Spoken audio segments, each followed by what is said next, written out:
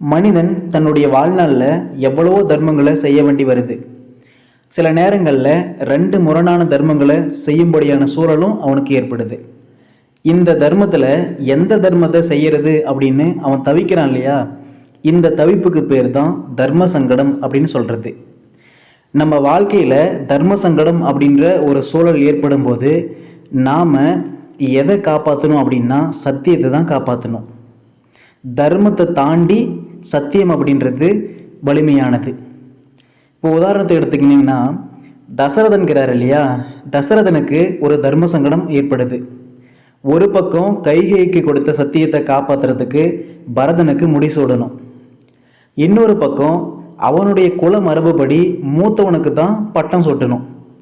இந்த தர்ம சங்கடமான சூழலில் தசரதன் தவிக்கும் போது கடைசியில் சத்தியத்தை தான் நம்ம காப்பாற்றணும் அப்படின்னு ஒரு முடிவுக்கு வராரு.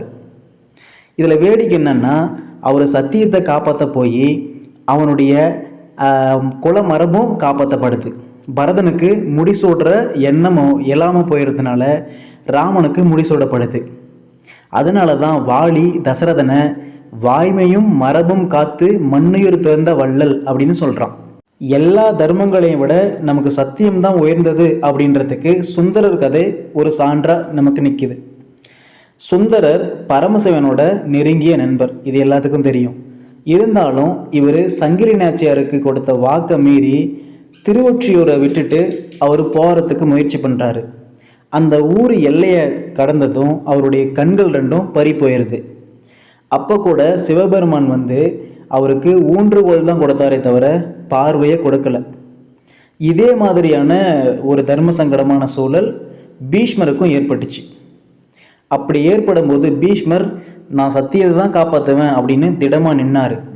அவருடைய வாழ்நாள் முழுக்க நான் பிரம்மச்சாரியாக இருப்பேன் அப்படின்னு சத்தியம் செஞ்சிடுறாரு. ஆனால் அவருடைய குருவான பரசுராமர் அம்பாவுக்கு வக்காலத்து வாங்கிட்டு நீ இவளை திருமணம் செஞ்சுக்கணும் அப்படின்னு சொல்கிறாரு. அதுக்காக அவங்க ரெண்டு பேர்த்துக்குள்ள சண்டையே ஏற்படுது. ஒரு பக்கம் சத்தியம், இன்னொரு பக்கம் குருவோட கட்டளை. எதை காப்பாற்றுறது அப்படின்னு பீஷ்மருக்கு ஒரு தர்ம சங்கடமான சூழல் ஏற்படும் போது அவர் சத்தியத்தை தான் காப்பாற்றுறாரு. பரசுராமர் அந்த பிரச்சனையில் அந்த சண்டையில் அவர் தோற்று போயிடுறாரு.